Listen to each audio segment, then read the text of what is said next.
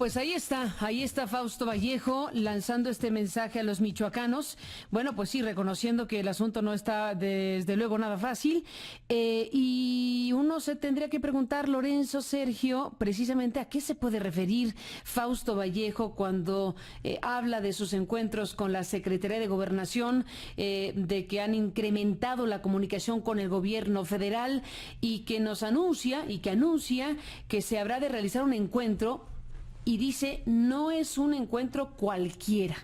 No es un encuentro cualquiera, esto será en Morelia, Michoacán, en el que se darán a conocer las acciones que reclaman los michoacanos para la defensa y protección de los derechos ciudadanos y de su patrimonio. Con estas frases, el gobernador Vallejo pues está creando una expectativa muy amplia, porque intervención del gobierno federal ha habido toda, desde el sexenio pasado, todo el sexenio pasado, el cacho que va de ha estado el Ejército, la Policía Federal, la Marina, ha habido una enorme cantidad de recursos federales para rescatar la gobernabilidad de Michoacán. ¿Qué tipo de cosas se puede plantear para Michoacán que lleve al gobernador Vallejo a decir que tendrán un encuentro y que no será un encuentro cualquiera? Pues ya no queda más que espacio para imaginar un poco si están pensando en cosas ya muy dramáticas en términos formales, desaparición de poderes. ¿Qué estarán pensando, Lorenzo?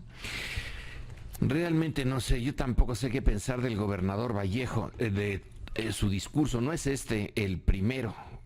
Todos sus discursos tienen algo de fantasmagórico, algo de irreal. Últimamente me da por pensar en el Mago de Oz cuando veo lo de Michoacán. ¿Recuerdas este cuento en donde parecía una figura enorme que gobernaba Oz, alguien que no se conocía y que hablaba con una voz muy impresionante y que todos le temían y lo veían como una cosa enorme, y resultaba que era una persona pues más o menos como Fausto Vallejo, así de pequeño, de disminuido, que hubo un tiempo que trabajaba en un circo, pero que por una serie de circunstancias se convirtió en gobernante. Me da la impresión de que ese es no solamente Vallejo, sino el gobierno federal, porque en el discurso, en los 95 puntos del acuerdo que tuvo con el PAN y el PRI y toda esta gran, impresionante lista de cosas que va a hacer, se viene abajo, se desmorona de una manera pero entre dramática y ridícula, cuando vemos las fotografías de las autodefensas haciendo el trabajo que no puede hacer el gobierno, cuando es una parte de la sociedad michoacana. ¿Cómo se organizó? ¿Quién la organizó? ¿Quién le dio las armas? Eso está todavía por verse. Pero son dos partes de la sociedad michoacana. Se dice que las autodefensas tienen ahora alrededor de 10,000 efectivos. Se supone que esos son los que tiene también el crimen organizado y que por ahí andan las fuerzas federales. Entonces, en estas fotografías que hoy nos muestra la prensa de las autodefensas con sus camisetas blancas, sus armas largas, sus chalecos antibalas, haciendo lo que deberían de hacer, debieron de haber hecho hace mucho tiempo otras fuerzas, cuando las autodefensas tienen tirados en el suelo a los policías municipales. Qué fotografía, qué fuerte. Esa fotografía nos dice mil cosas, más que el discurso de Vallejo, o que el discurso del secretario de Gobernación, o que el discurso de Peña Nieto, que hasta ahora se han visto más bien como discursos, como yo le llamaría el fenómeno de Oz. Dan la impresión de mucha fuerza, pero en realidad no la tienen. El hecho de que haya una fuerza armada organizada al lado del ejército, de la Policía Federal, tratando de hacer cumplir, digamos, la ley en Michoacán, nos dice lo que ya había yo comentado en otra ocasión. Si el Estado se define como el monopolio de la violencia legítima, las autodefensas están mostrando otra violencia que según ellos también es legítima. Entonces hay dos legitimidades ahí en Michoacán, la del Estado y la de quienes se defienden, porque el Estado hace mucho tiempo que no es capaz de defenderlos. Si hay dos legitimidades armadas, entonces, ¿cuál es la esencia del Estado? ¿Dónde está el Estado? Esto realmente me daría para un comentario mucho más... pero no hay tiempo. Esto me recuerda también en parte al Porfiriato. El Porfiriato, mientras no lo retaron, en su parte final, parecía fuerte, un discurso fantástico, y cuando lo retan, se desmorona muy fácilmente.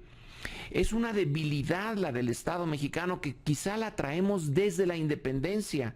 Es un Estado bastante débil, que solo parece fuerte cuando logra el consenso, pero cuando alguien le reta, y con cierta fuerza, y le ha retado ahora tanto el crimen organizado, en ese momento implícitamente las autodefensas, pero también los poderes fácticos, los grandes monopolios, lo retan y no puede hacer lo que debería de hacer. Ese es nada más un episodio, o el último episodio de una cadena de retos a un Estado muy débil.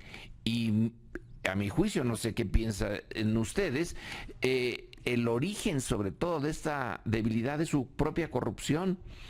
Quienes llegaron al poder en 2006 o en 2012 lo hacen, entre otras cosas, aprovechando la debilidad de la estructura electoral, que es una de las muchas debilidades del Estado. Llegan al Estado, lo quieren usar y entonces se encuentran con que esa debilidad que les permitió llegar es la debilidad que no les permite operar. Y esto de Michoacán es francamente ridículo. Por un lado, la prensa internacional nos dice, es el momento de México. Ahora sí, México ya tiene las reformas que quería, el liderazgo que tenía. Y uno ve las fotografías de Michoacán y dice, ¿este es el momento de México? Este es el momento cuando... Tú decías, Carmen, aquí hay camiones quemados, etcétera, pero hay cadáveres, hay muertos. Supongamos, bueno, no es un suponer, que las autodefensas matan a alguien, que ya lo han matado. ¿Qué es eso? ¿Es un crimen o no lo es? Porque son legítimas o no son legítimas. Pero... ¿qué tipo de Estado es ese? ¿Qué tipo de legalidad es esa? No estoy acusando, simplemente estoy preguntándome si en la lucha entre templarios y autodefensas caen templarios y caen autodefensas, ¿qué tipo de calificación se le da a eso?